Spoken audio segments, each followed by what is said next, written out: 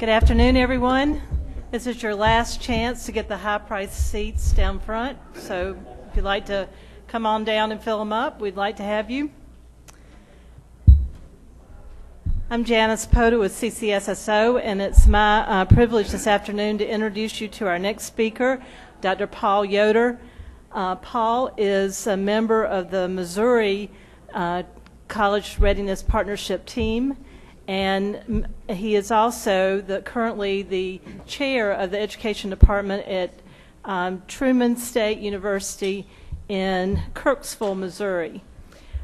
Paul began his time at Truman State University as an English professor, and he's going to talk this afternoon about some of the initial steps that the state of Missouri has taken to implement college readiness in their state. And in particular, he's going to talk about the teacher prep institutions and the work that they've been doing with making better coordinated candidates and better prepared teachers for implementing the Common Core standards. The beginning work that they've done has focused on doing a gap analysis of the current standards in Missouri. Excuse me, I said Kentucky. That's all I've been thinking about for the last two days. In Missouri, to look at the current Missouri standards against the national standards and also against the Common Core standards and figure out where those gaps are and then what needs to be done about it. So it's a real honor to have Dr. Paul Yoder with us this afternoon, so please help me welcome him to the podium.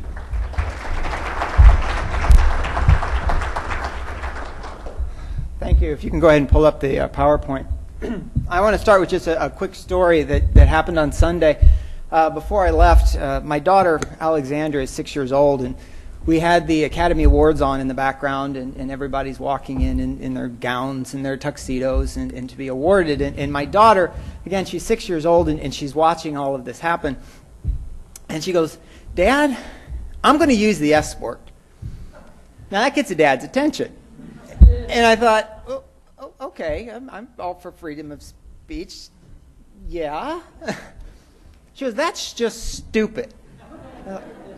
Okay, good. And I said, "What do you mean?" And she goes, "All they do all day is play make-believe. What about the teachers?" And I thought, okay, you get a raise in your allowance for that.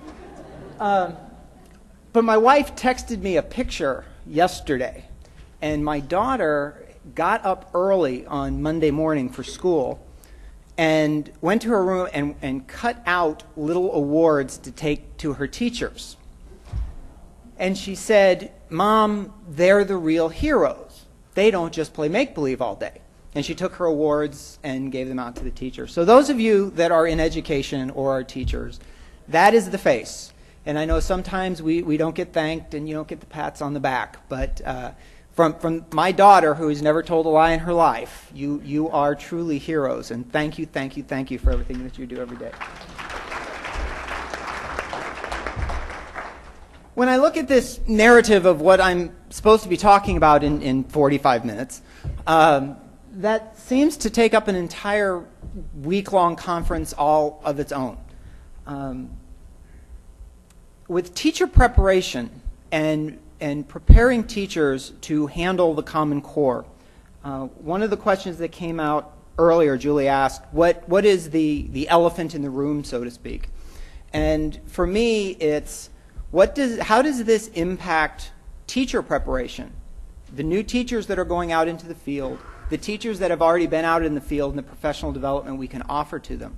And then probably the bigger elephant is the accreditation piece. And what does this mean for the accreditation of teacher education programs?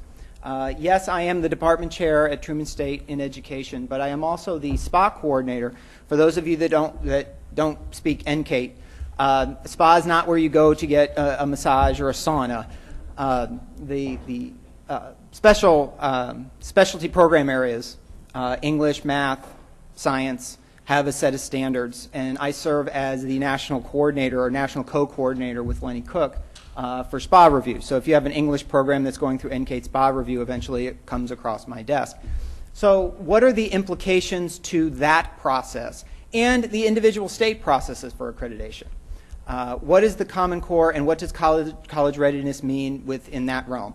So trying to encompass all of this in just a few minutes is going to be a little bit of a challenge, and I'm probably going to ask more questions than I'm going to be able to answer.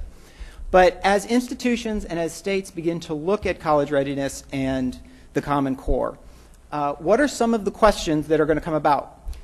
The nice thing with being in a national arena with NCATE is I get the opportunity to speak to many, many institutions across the country and asking this question: what are some of the issues that you are facing? What are some of the problems that you see in this national discussion of college readiness and the Common Core? And that's what I would like to bring to you today. There are some institutions that are well down the road. There are some institutions, and I'm not talking states, I'm talking institutions here, that haven't begun the process at all, and then there's that bunch that are right in the middle. So some of these questions you may have addressed already. Some of them you might not have thought about. So considerations facing teacher preparation programs.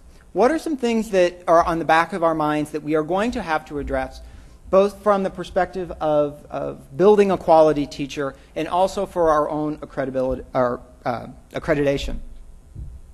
I think the first question that we need to ask ourselves is, what are the performance objectives of our programs? In the state of Missouri, this was the first thing that we did, is take a step back and say, all right, what is it that is performance that we want to train our teachers to be able to do? And in that sense, we need to ask, what do we want teacher candidates to know? When we talk about assessment, and this has come up a number of times, in fact, I was just at one of the breakout sessions here prior to coming down here, and there was a lot of talk about PARCC and Smarter Balance as assessments. And I hear the phrase, what do students need to know? What do students need to know? And we can ask the same thing of teachers. What do teachers need to know? But there's also this element when you look at the Common Core that, and this is the English professor and former 8th grade English teacher coming out, that there's a semantic difference when we look at the Common Core, that it's not about what students or teachers know, it's about what students or teachers are able to do. And we have to be very careful that we don't necessarily conflate those things. So not only do we ask, what do we want our teacher candidates to know, we need to say, what do we want our teacher candidates to do? Because I have met lots of college professors that know Shakespeare. And then you put them in an 8th grade classroom and you say, okay, I want you to teach Romeo and Juliet to 8th graders, and they can't do it. So just knowing the content is not enough to be able to execute the pedagogy. So where does that pedagogical content knowledge piece fall into play here? And then the most important issue that we have, how do these two things relate to the impact on student learning? So teacher candidates, future teachers and teachers that are in the field, they have to have a knowledge set to work from.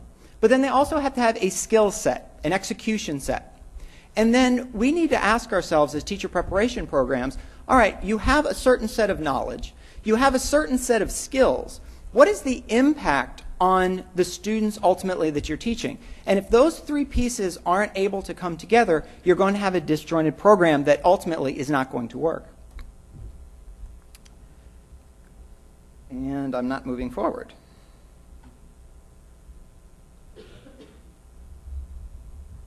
And now it's shut off.